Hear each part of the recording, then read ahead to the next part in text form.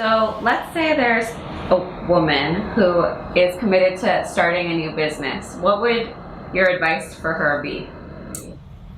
I would say learn as much as you can. Try and surround yourself with people that you respect, who have a certain level of experience in what either the field that your business will be in, or starting a business themselves, that you can get some early guidance from, and just start going. I think a lot of people hesitate and wait because they think, okay, well, I need to learn all this and I need to learn how to build this and then I need to build this before I can even start it. And I think you just need to start and because you learn the main thing you should be trying to do is learn as much as you can and as quickly as you can, because that will all start being implemented and reflect in how you grow the business and what you do with it. And the more quickly you can do that, the better.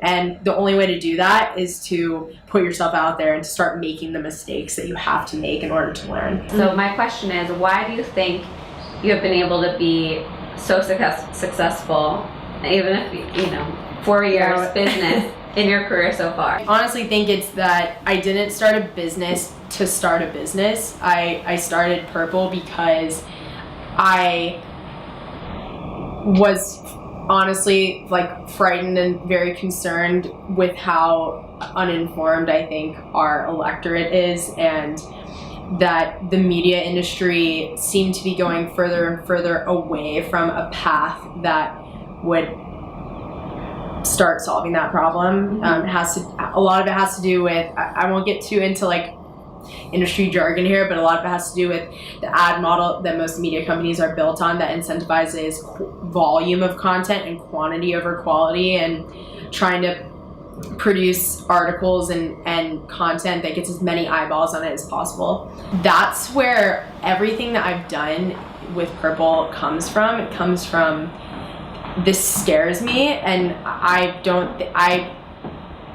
want to dedicate at least for the foreseeable future of my life to trying to solve that problem. I think part of that comes from, not to get too deep in that, but my family, my mom in particular, who is a strong, badass woman, she has very much, since I was little, and for my sister as well, instilled in us this very intense value of doing something that leaves a positive, lasting impact on society. So I've always, whenever I've thought about career options or what I want to do, very much thought about it from that perspective. So when I sort of came to this realization of how frustrated I was with this problem, I knew that that's what I wanted to do. So I think, kind of going back to what I said earlier, I think because I just am so driven by that, that's what has given me the motivation and dedication and ability to kind of continue with it, because it's really, really difficult. There have been a lot of, it's really stressful, it's really challenging.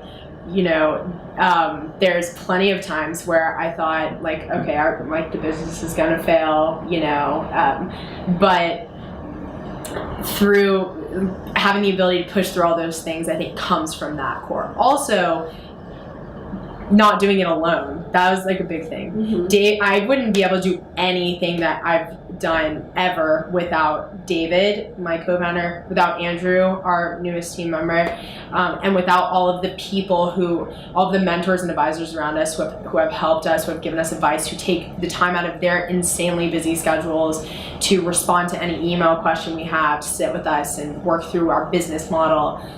I would never be able to do anything without all of those people, and without the support system of my family and others. So that also was extremely important. So probably those two things. Awesome.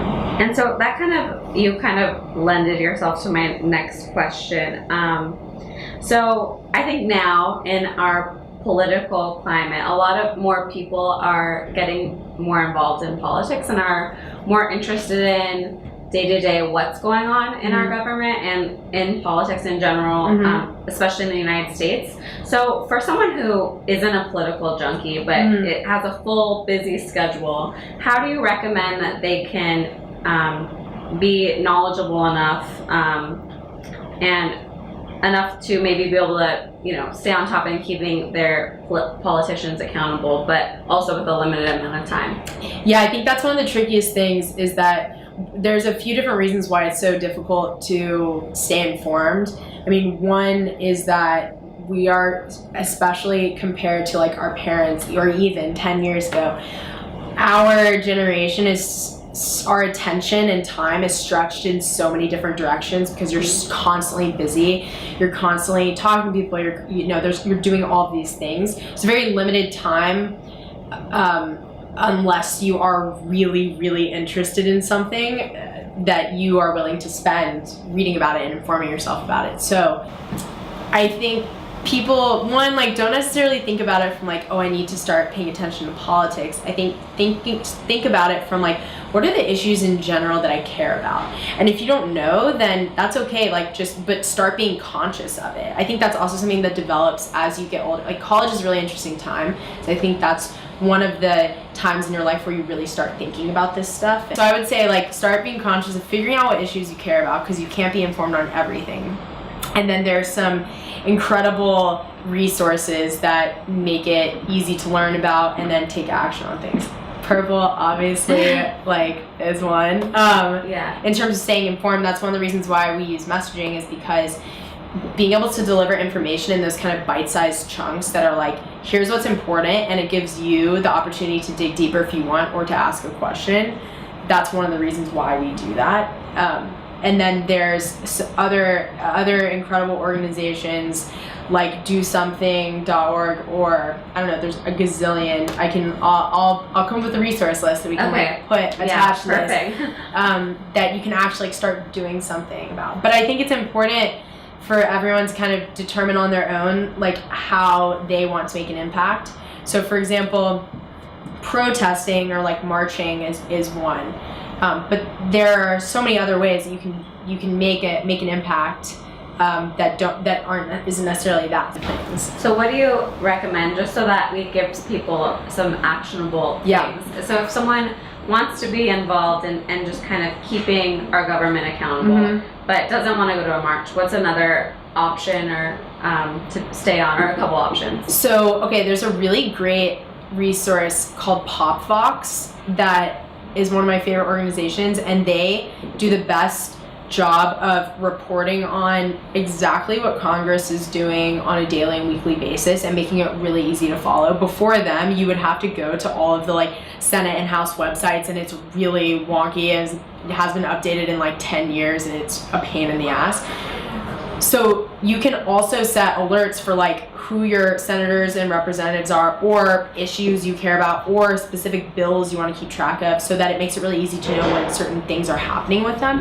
And then PopVox will tell you, here are things you can do if you care about this. So, I know we hear this all the time, but you can always email or call your representative's office. I used to intern in a senator's office, and I was one of the people receiving those phone calls and emails, and I can tell you, being on that end, every single one of those is recorded, transcribed, sent to one of the senator's legislative assistants, legislative aides, who are the people who are actually learning about and crafting the legislation that the senator ends up putting forward.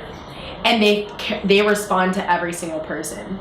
And so it might sound archaic, and in a lot of ways it is, and that's another thing I would like to do in my life, is figure out how we can use technology to have better transparency between constituents and elected officials. But it does make a difference. I've seen it when someone's office gets flooded with phone calls about something, or emails, it definitely gets their attention.